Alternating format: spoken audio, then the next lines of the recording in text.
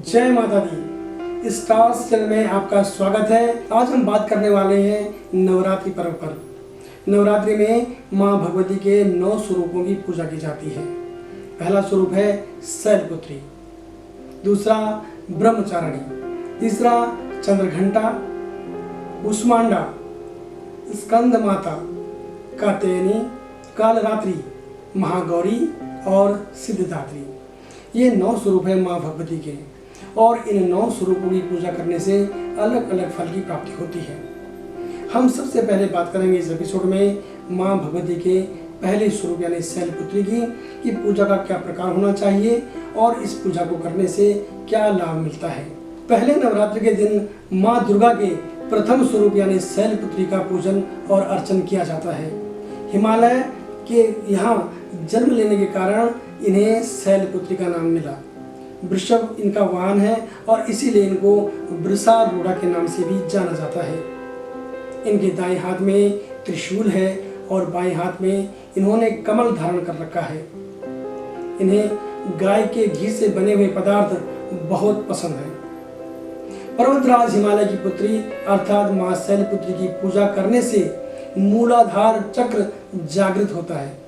जी हाँ, अगर मूलाधार चक्र को अगर आप जागृत करना चाहते हो तो नवरात्रि के पहले दिन माँ भगवती के इस स्वरूप की पूजा करनी चाहिए, और इसकी पूजा करने से सभी प्रकार की जो सिद्धियां हैं वो स्वतः ही प्राप्त हो जाती हैं।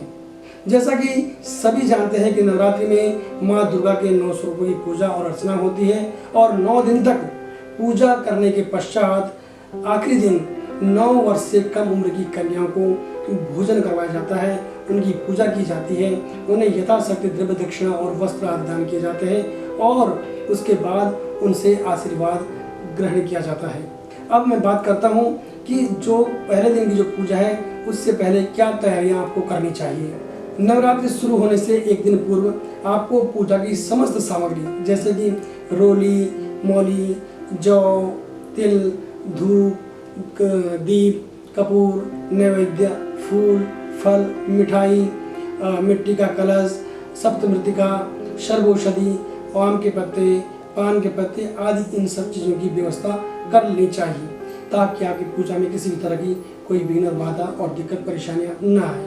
पहले नवरात्रि के दिन प्रातः काल उठ करके स्नान आदि नित्य कर्मों से निवृत्त होकर के आपको सर्वप्रथम कलश की स्थापना करनी चाहिए। कलश स्थापना पहले दिन होगी और उसके बाद अन्य दिन यानी कि दूसरे, तीसरे, चौथे जो नवरात्रि होंगी उनमें माँ भगवती का इसी क्रम से फिर पूजन होगा। पूजा के समय सर्वप्रथम आपको अपनी शुद्धि करके एक शुद्ध आसन पर बैठ जाना चाहिए, और फिर आसन की शुद्धि करके मस्तक पर चंदन लगाना चाहिए। उसके बाद घी का दीपक जलाएं और स्वस्ति वाचन, शांति पाठ या माँ भगवती का जो भी मंत्र आपको, जो भी ध्यान के मंत्र आपको आते हो, आप उन मंत्रों को आपको मन ही मन में हो चाहे उच्चारण करके बोलना चाहिए। उसके बाद आप भगवान गणेश जी का ध्यान करेंगे और फिर अन्य सभी देवी देवताओं का ध्यान करते हुए उनको दूध, दही, घी, शहद आदि चीज़ों से स्नान करवाएंगे। स्नान करवाने के बाद शुद्ध वस्त्र धारण करवाएंगे। उन्हें षोडशोपचार विधि से यानी कि अक्षत हो गया, फिर पंचामृत हो गया, उसके बाद वस्त्र हो गए, धूप, दीप, नैवेद्य, इसी क्रम से उनको षोडशोपचार से माँ भगवती का आपको पूजन करना चाहिए। और उसके बाद उन्हें जो भी आपने बनाया हो भोजन वो आप उन्हें भोग के रूप में लगाएं या फिर मिष्ठान आदि भी चढ़ा सकते हैं। इतना करने के बाद आपको अंत में माँ भगवती से पुष्प लेकर के प्रार्थना करनी चाहिए कि यदि पूजा में किसी तरह की कोई कमी रह गई हो तो आप उसके लिए हमें क्षमा करें। और उसके बाद प्रक्रिया शुरू होती है उपवास की, यानी कि आप अपना पूरे दिन भर व्रत रखेंगे। दिन भर माँ भगवती का ध्यान, पूजन, जो भी आप करना चाहते हैं भजन, ये आप करते रहेंगे। सायंकाल में आप सभी परिवार से एकत्रित होंगे और माँ भगवती के लिए सुंदर सा भोजन बनाएंगे। उसके बाद संध्या में जब सूर्यास्त के बाद जब परिवार एकत्रित हो जाए तो माँ भगवती को भोग लगाएं बड़ी श्रद्धा से, और उसके बाद माँ भगवती की आरती जो भी आप करना चाहते हैं, माँ जय अम्बे गौरी या जगजननी जय अम्बे जय माँ, जो भी आपको करना चाहते, जो भी आपकी श्रद्धा है, या गणेश जी की आरती जिससे भी हो वो आप माँ भगवती के लिए वहाँ पे करें, उनको धूप दीप दिखाएं और श्रद्धा से भोग लगाएं। और भोग लगाने के बाद आप भोजन करें और अपने व्रत को तोड़ सकते हैं। इसी क्रम से आप फिर अगले स्वरूप की पूजा करेंगे। इस बार जो नवरात्रि की तिथियाँ होंगी वो इस प्रकार होंगी। 17 अक्टूबर को घट स्थापन होगा और पहली नवरात्रि होगी।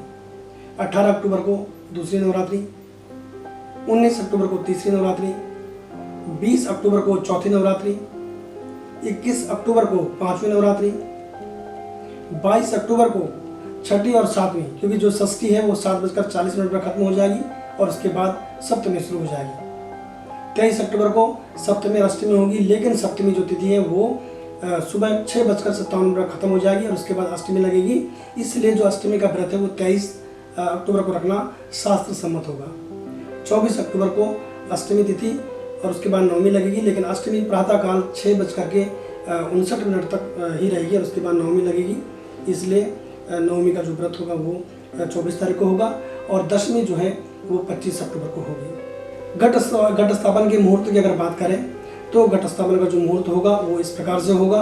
घट स्थापन का मुहूर्त प्रातःकाल 6:25 से 10:16 तक होगा और कुल अवधि हुई 3 घंटे 52 मिनट। अभिजित मुहूर्त में जो समय होगा घट स्थापन का वो होगा 11:50 से 12:35 तक, यानी कि लगभग जो है वो 45-46 मिनट का एक वक्त होगा।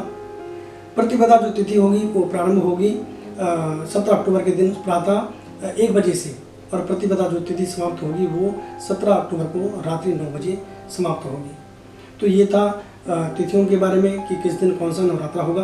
आप इसे इसका ध्यान रखें और इसी हिसाब से जिस तरह से भी आप व्रत रखना चाहते हैं, कई लोग पहला व्रत रखते हैं, आखिरी व्रत रखते हैं, तो जिस जैसे आपकी श्रद्धा हो उसी हिसाब से आप इन तिथियों के हिसाब से आप व्रत का पालन कर सकते हैं।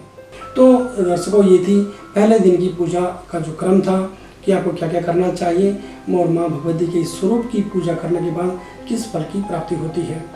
मैं अगले एपिसोड में माँ भगवती के दूसरे रूप की चर्चा करूँगा। तब तक के लिए आप बने रहें। आशा। नमस्कार।